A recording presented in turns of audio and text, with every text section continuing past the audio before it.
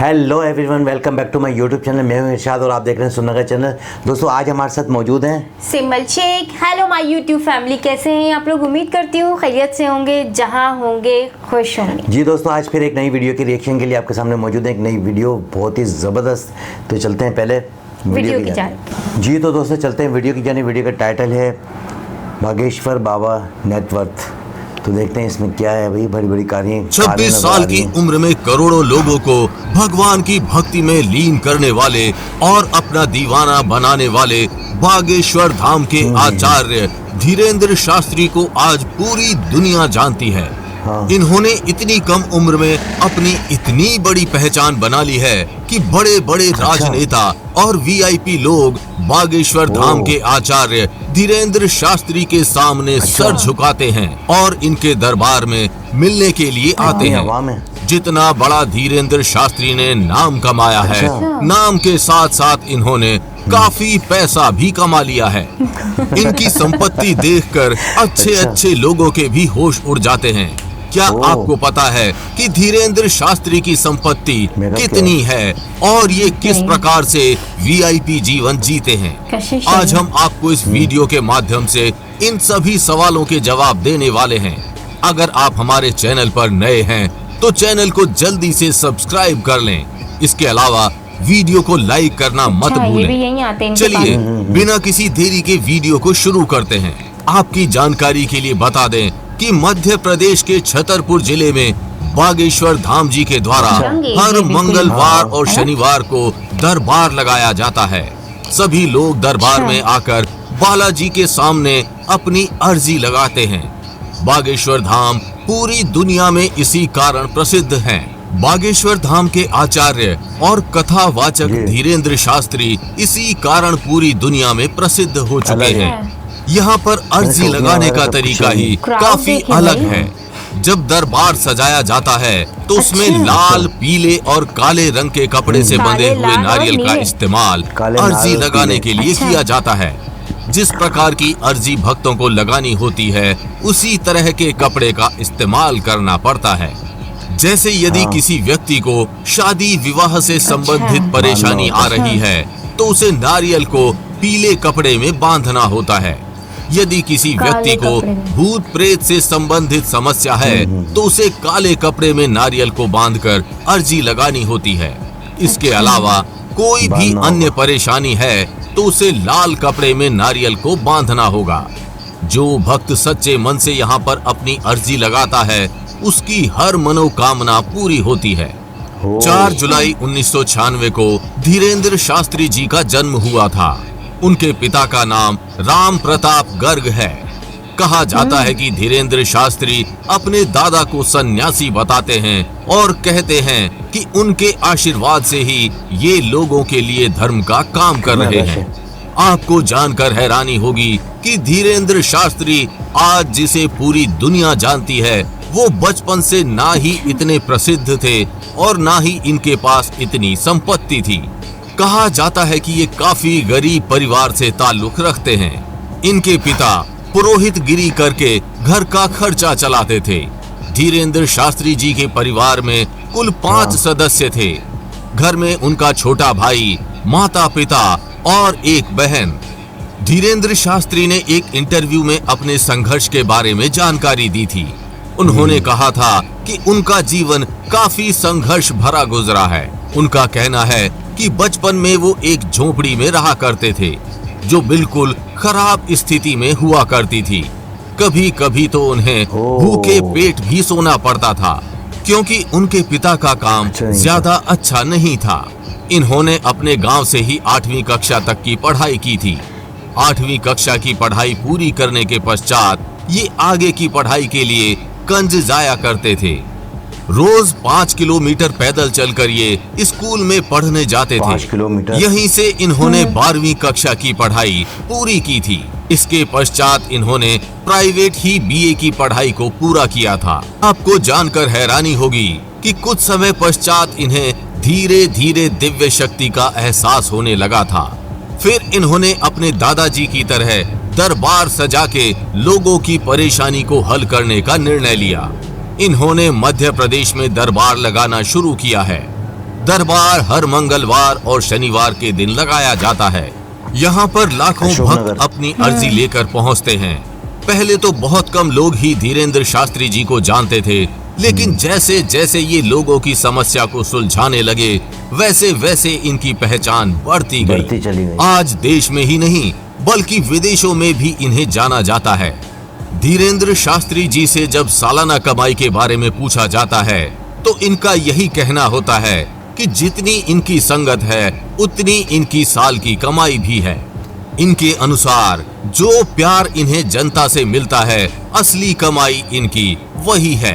कुछ रिपोर्ट के अनुसार धीरेंद्र शास्त्री जी की हर महीने की कमाई 3.5 लाख रुपए महीना है। धीरेंद्र शास्त्री जी ने ये भी बताया कि वो अपनी हर महीने की कमाई में से कुछ हिस्सा लड़कियों के विवाह के लिए खर्च करते हैं। उनका कहना है कि वो गरीब बच्चों की शिक्षा के लिए भी पैसा खर्च करते हैं। धीरेंद्र शास्त्री जी के अनुसार उनके जीवन की असली कमाई तो उनकी संगत ही है, जो उन्हें इतना प्यार देती है। धीरेंद्र शास्त्री जी कहते हैं कि उनको यकीन नहीं होता कि उनके द्वारा की गई कथा और अर्जी से लाखों लोगों का फायदा हो चुका है।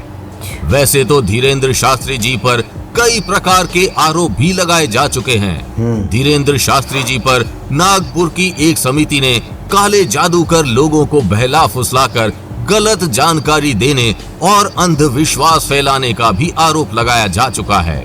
धीरेंद्र शास्त्री ने सभी आरोपों को नकारते हुए कहा है कि जिसे भी मेरी दिव्य शक्ति या फिर भगवान हनुमान जी की कृपा पर थोड़ा सा भी शक है, वो मध्य प्रदेश आ सकते हैं और हमारे दरबार में आकर देख सकते हैं कि किस प्रकार से हमें जनता प्यार करती है।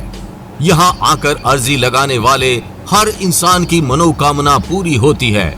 धीरेंद्र शास्त्री जी की संगत और अन्य लोग बार बार इनकी शादी को लेकर उनसे सवाल पूछते रहते हैं। धीरेंद्र शास्त्री से हाल ही में ही उनकी शादी के बारे में सवाल पूछा गया तो उन्होंने कहा कि वो कोई भगवान नहीं है, वो दूसरे इंसान की तरह एक आम इंसान ही हैं और वो भी जल्द शादी के बंधन में बंध जाएंगे। यदि आप आज तक मध्य प्रदेश के धीरेंद्र शास्त्री के दरबार में नहीं गए हैं तो आपको एक बार इनके दरबार में अर्जी लेकर जरूर जाना चाहिए।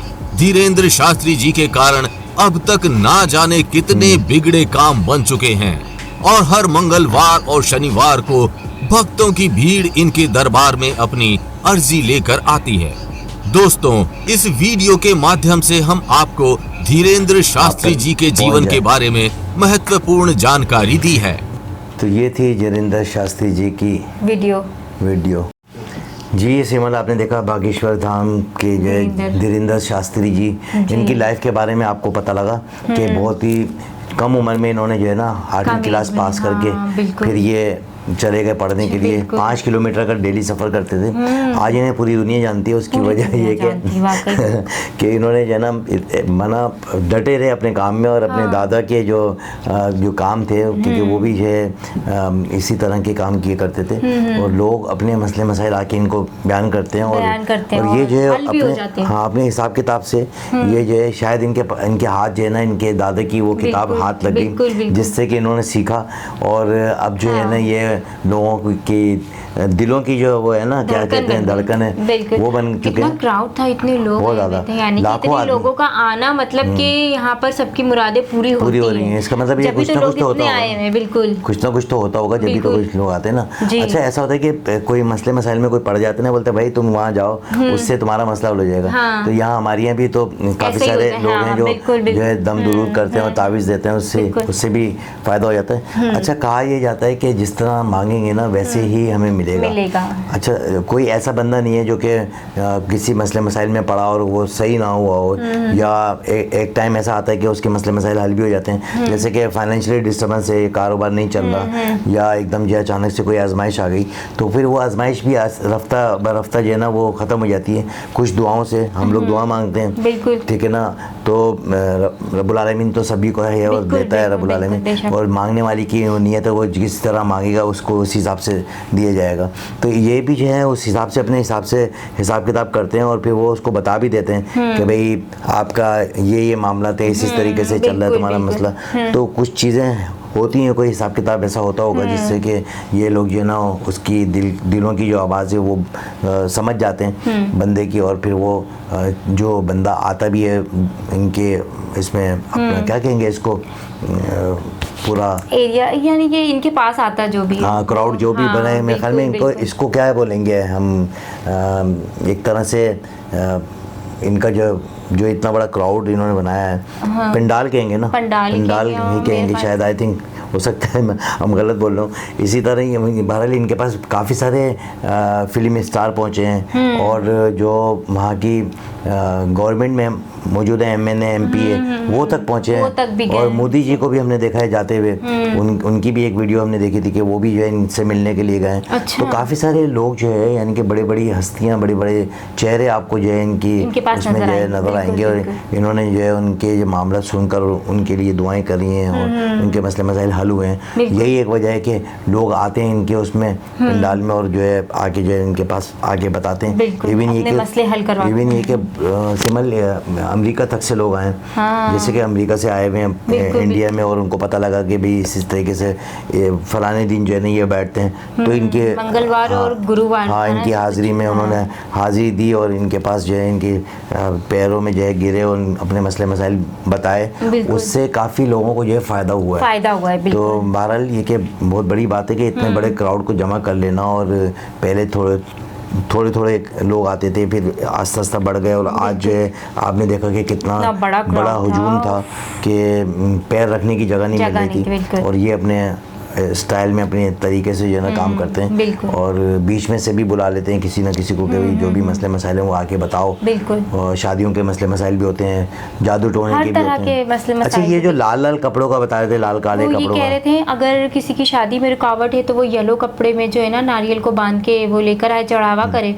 और अगर किसी को काले जादू वादू या कुछ इस तरह जिन विन का असर है तो वो काले कपड़े में करें। और अगर जैसे दूसरे मामलात होते हैं घर के कारोबार हाँ, के, दूसरे बीमारी के जी, जी। मसले मसाइल होते हैं वो रेड में। अच्छा, रेड में। हाँ। तो ये इसका वो है, हाँ, कलर्स रखे कलर्स हुए, रखे हुए कलर्स हैं। रखे तो उस हुए हैं। हिसाब से ना फिर वो उतारते हैं कि उतारते जो हैं, भी बिल्कुल, चीज़ें बिल्कुल। इनकी बहुत ही ज़बरदस्त एक वीडियो थी, और इनकी लाइफ के बारे में बताया कि भाई ये कहाँ से चले और कहाँ आज इनका एक बिल्कुल। मुकाम है। और काफ़ी कुछ जो है ना पहले एक ज़माने में ये जो है बहुत छोटे से मकान में रहा करते थे। हाँ, आज मिडिल क्लास, तमाम तर बिल्कुल, चीज़ें जो है ना इनके हाँ, पास मुहैया हैं, बिल्कुल। और ये जो गाड़ियाँ हमें नज़र आ रही थी वो गाड़ियाँ भी इन्हीं की हैं। बिल्कुल। बोला था वीडियो में गाड़ियाँ नज़र आ रही हैं, गाड़ियाँ नज़र आ रही हैं। तो इसका मतलब है कि काफ़ी सारे लोग सराहने लग गए, और पैसे की तो कोई कमी है ही नहीं, काम की वजह से। काम की वजह से कि भाई काम और कर फिर सबसे बड़ी बात है कि जितना ये अर्न कर रहे हैं, अगर महीने में 3 लाख रुपए कमा रहे हैं तो उसमें से गरीब लड़कियों की हेल्प करते शादी हैं, भी शादियां करवाते करवाते हैं। हैं, ये और भी इन दुआएं लोगों मिल की रही हैं। हेल्प करते हैं। ये भी बहुत बड़ी बात बहुत बड़ी दुआएं मिल रही हैं उनको, और बिल्कुल। अच्छा काम करने में जो है ना लोग अप्रिशिएट भी करते हैं कि भाई ठीक है, जैसा कैसा भी है कि बहरहाल ये कि जो गरीबों की मदद भी कर रहे हैं तो वो भी तो दुआएं दे रहे होंगे ना। बिल्कुल, काफ़ी सारे लोगों के घर भी चल रहे होंगे, खाने पीने के मामला भी इन्होंने सीधे किए होंगे काफ़ी सारे लोगों के। तो